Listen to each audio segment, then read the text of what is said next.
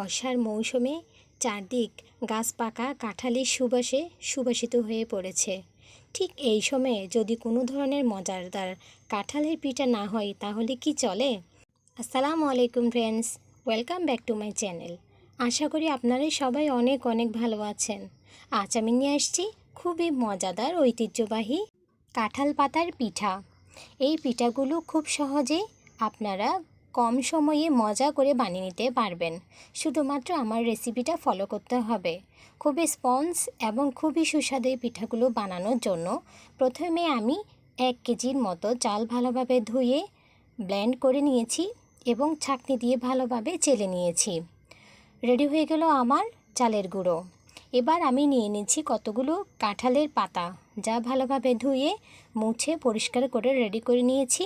এবার আমি কাঁঠাল পাতাগুলো হাতের সাহায্যে মুড়িয়ে এভাবে ছোট একটি কাঠি ঢুকিয়ে দিয়ে কাঁঠালের কোনা তৈরি করে নিব।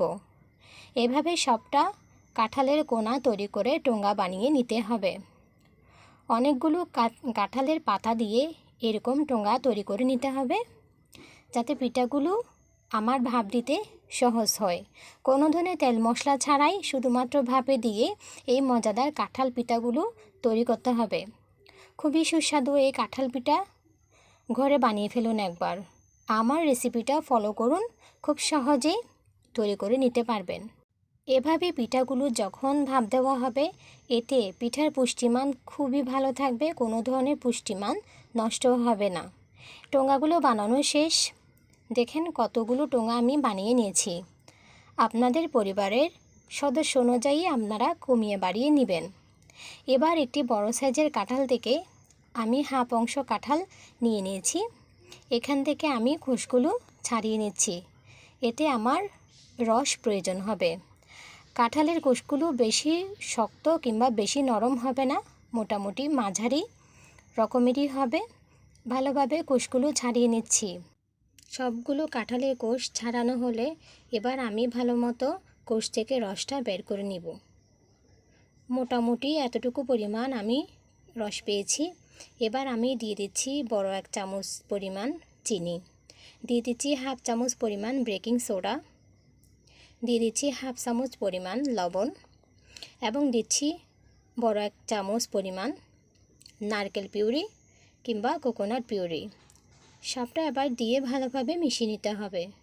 আপনাদের যাদের সুগারের সমস্যা রয়েছে অবশ্যই আপনারা চিনিটা অ্যাভয়েড করে যাবেন। শুধুমাত্র আমি মিষ্টিটা একটু বেশি হওয়ার জন্য চিনিটা অ্যাড করেছি। কাঁঠালে মোটামুটি প্রাকৃতিক চিনি থাকে, তাই বাড়তি কোনো চিনি প্রয়োজন নাও হতে পারে। এবার আমি আস্তে আস্তে চালের গুঁড়োগুলো অ্যাড করে দিচ্ছি।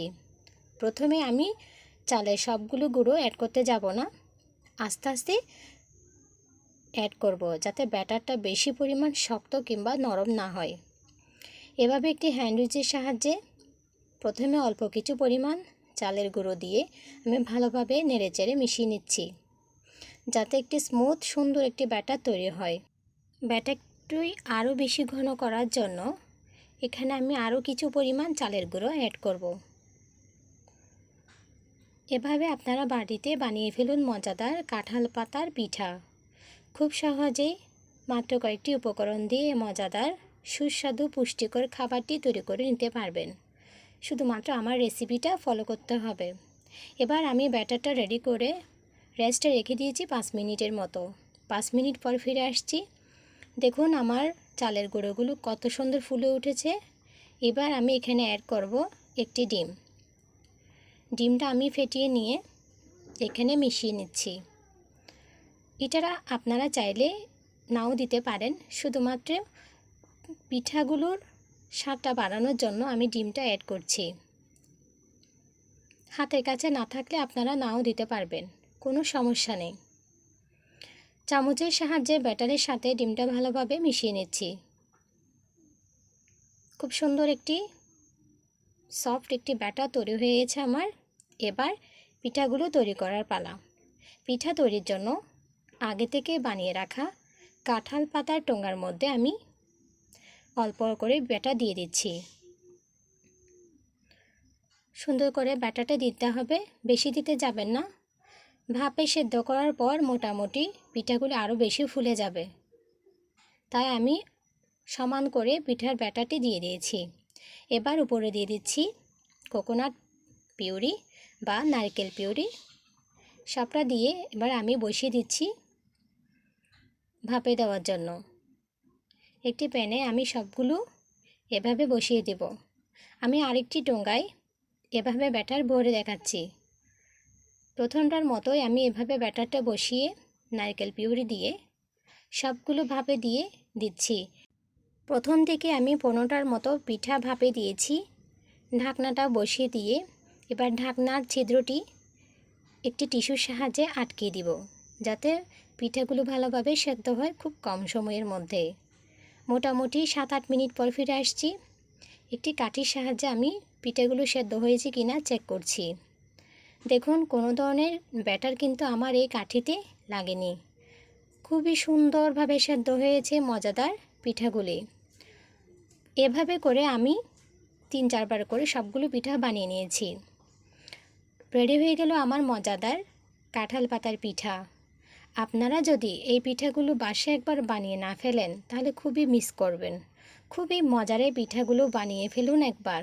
আমার রেসিপিটা ফলো করুন। সবাই আমার পাশে থেকে সাপোর্ট করুন।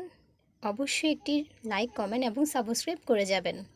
মজাদার এই পিঠাগুলো বানানোর জন্য কোনো ঝামেলার কিংবা কোনো ধরনের বেশি উপকরণের প্রয়োজন হবে না। হোমমেড পুষ্টিকর এই মজাদার কাঁঠাল পিঠা ট্রাই করে ফেলুন একবার। সবাই ভালো থাকবেন। আল্লাহ হাফিজ।